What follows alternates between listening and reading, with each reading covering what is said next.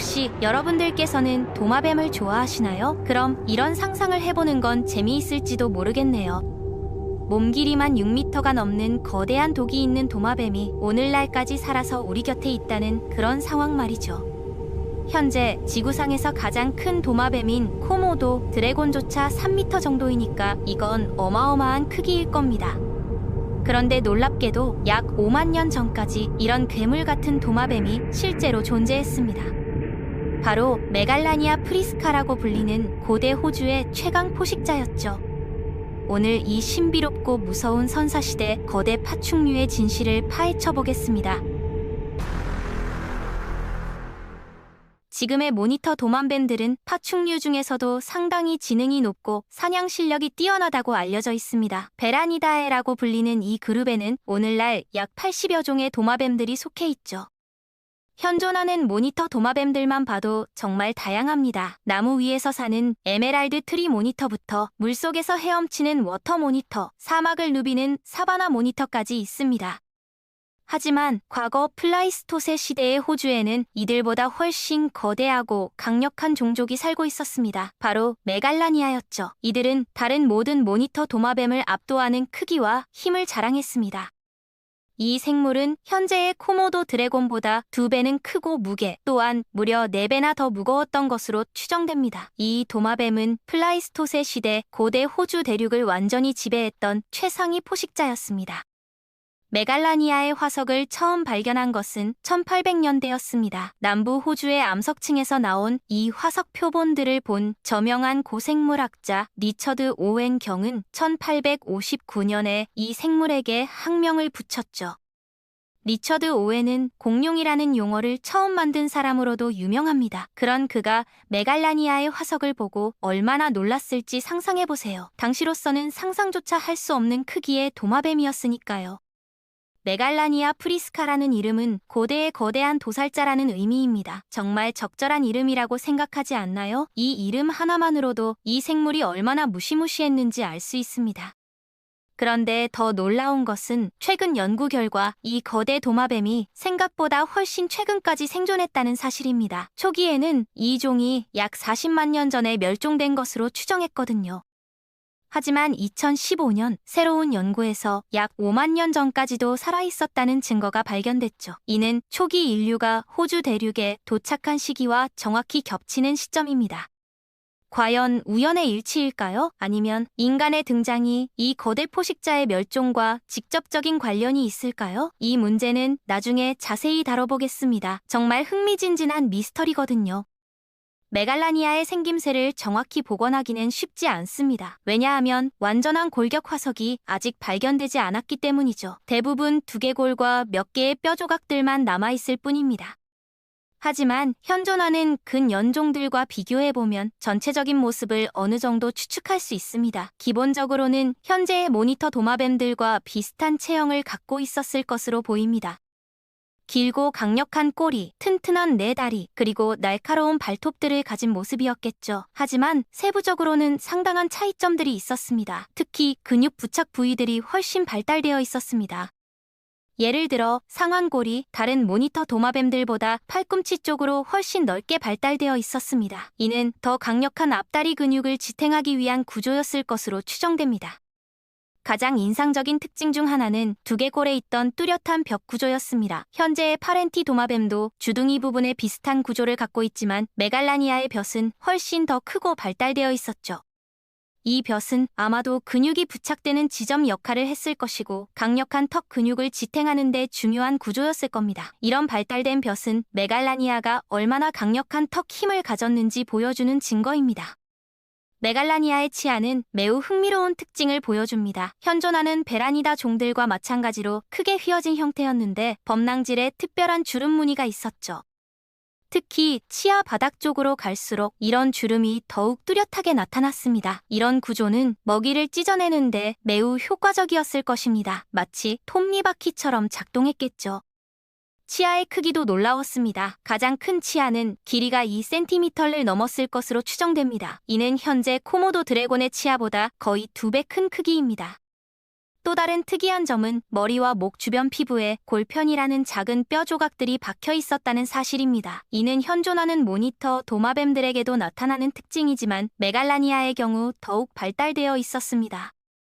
이런 골편들은 아마도 포식자로부터 목과 머리를 보호하는 천연 갑옷 역할을 했겠죠. 메갈라니아가 최상위 포식자였다고 해도 완전히 안전한 것은 아니었을 테니까요. 당시 호주에는 다른 대형 포식자들도 있었습니다. 거대한 악어나 포유류 포식자들과 경쟁하거나 때로는 싸워야 했을 수도 있습니다. 이런 상황에서 골편은 중요한 방어 수단이었을 것입니다. 그렇다면 메갈라니아는 정확히 얼마나 컸을까요? 이 문제는 지금까지도 과학자들 사이에서 논란이 되고 있습니다. 완전한 골격이 없다 보니 그 연종들과의 비교를 통해 크기를 추정해야 하거든요. 초기 연구들에서는 정말 놀라운 크기 추정치들이 나왔습니다. 어떤 연구에서는 몸 길이가 11m에 달한다고 주장하기도 했죠. 하지만 이는 너무 과장된 수치였던 것으로 보입니다.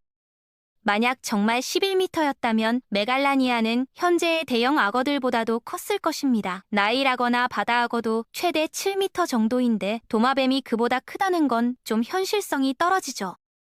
1990년대와 2000년대 초반에는 머리에서 꼬리까지 길이가 7m 정도이고 체중은 600kg을 넘는다는 추정이 나오기도 했습니다. 이 정도면 현재의 그리즐리 베어보다도 무거운 수준입니다. 2002년에 발표된 연구에서는 훨씬 현실적인 수치가 제시됐습니다. 평균적으로 3.5m 정도이고 가장 큰 개체라도 4.5m를 넘지 않았을 것이라는 추정이었죠. 최대 무게도 약 330kg 정도로 계산됐습니다. 이 정도면 현재의 시베리아 호랑이보다 약간 무거운 수준입니다. 도마뱀치고는 정말 어마어마한 크기라고 할 수 있겠죠. 하지만 2004년 또 다른 고생물학자는 다시 7m에서 7.9m 사이라는 더 큰 수치를 제시했습니다. 이처럼 연구자마다 추정치가 크게 달랐던 이유는 사용한 비교 방법이 달랐기 때문입니다. 어떤 연구자는 두개골 크기를 기준으로, 어떤 연구자는 특정 뼈의 길이를 기준으로 전체 크기를 추정했습니다. 하지만 이런 방법들은 모두 한계가 있죠. 종마다 비례가 다를 수 있거든요. 현재 가장 널리 받아들여지는 추정치는 몸길이 5준, 체중 300kg 정도입니다. 이 정도만 해도 현존하는 어떤 도마뱀보다 훨씬 큰 크기죠.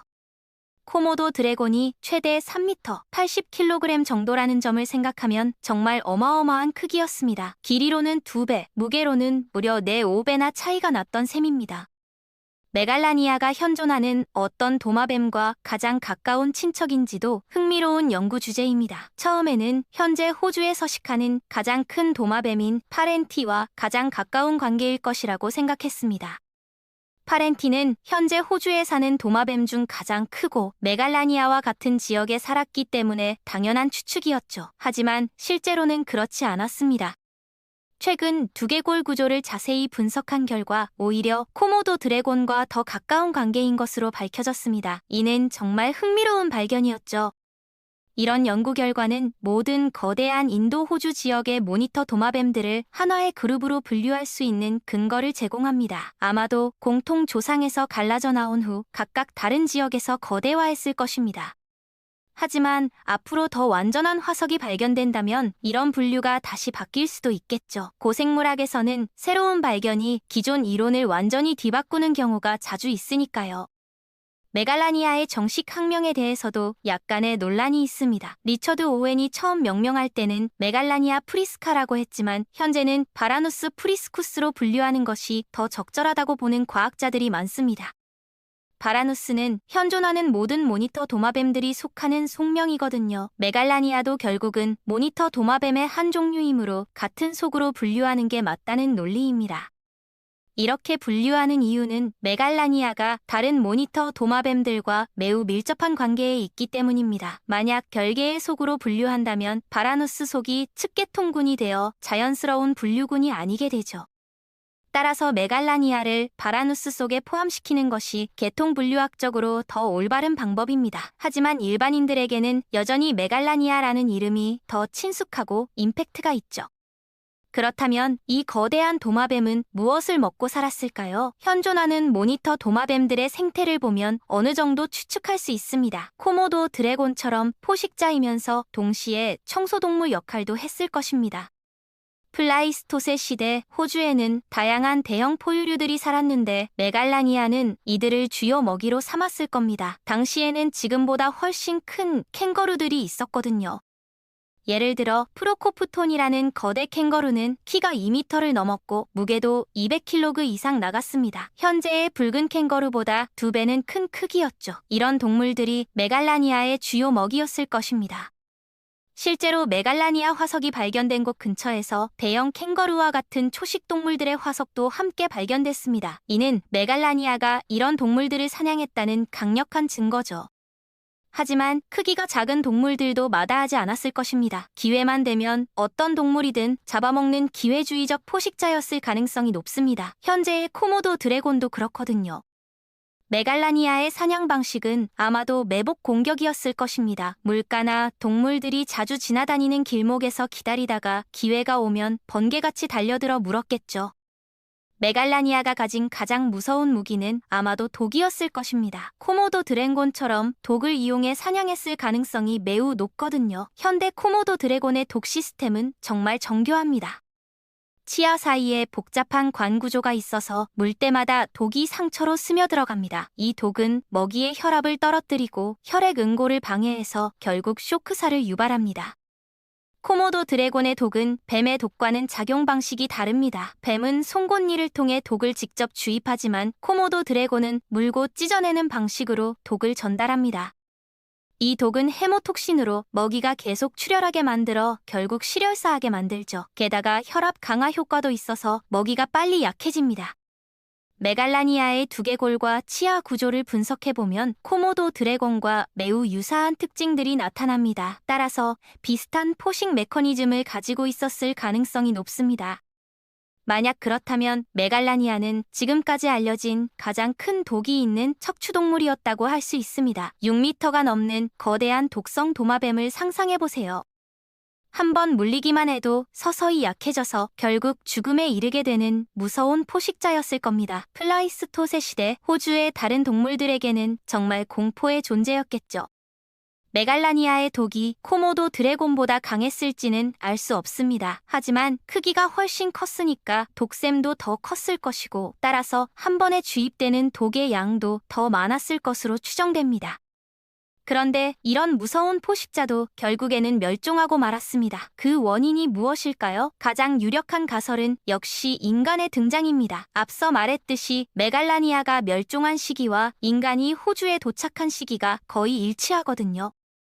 2015년 연구에서 메갈라니아의 마지막 화석이 약 5만 년 전 것이라는 사실이 밝혀졌습니다. 이는 기존 추정보다 3만 년이나 늦은 시기죠. 그런데 현생 인류가 호주 대륙에 도착한 것도 바로 이 시기와 겹칩니다.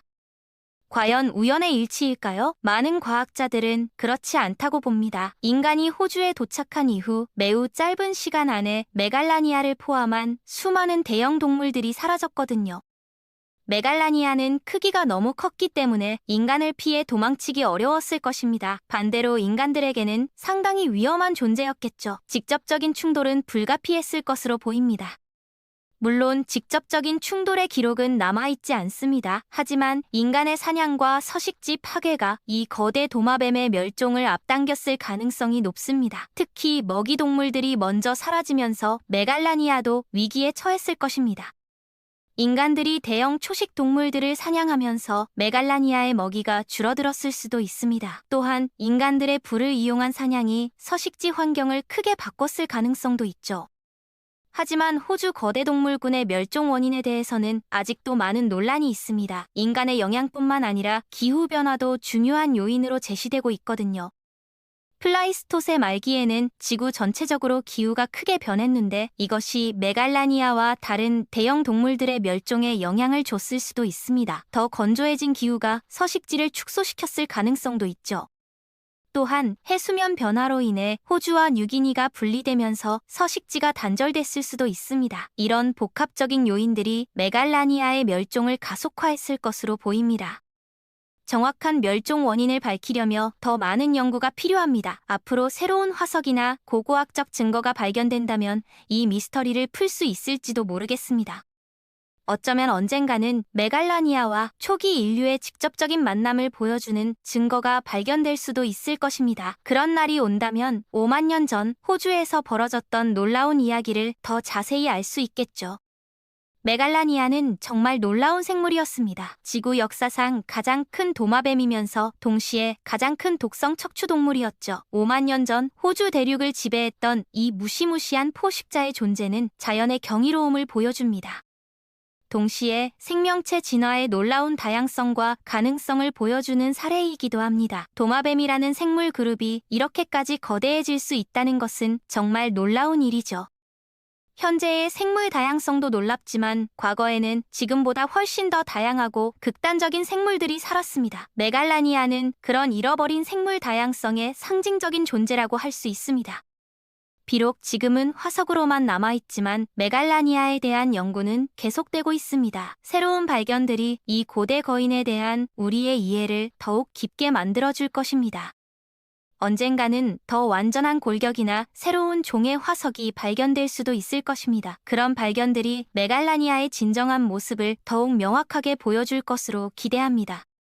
메갈라니아의 이야기는 우리에게 많은 것을 시사합니다. 자연의 힘과 아름다움, 그리고 인간이 생태계에 미치는 영향에 대해 생각해보게 만들죠. 이런 놀라운 생물들을 영원히 잃지 않기 위해 우리가 할 수 있는 일이 무엇인지 고민해봐야 할 것 같습니다.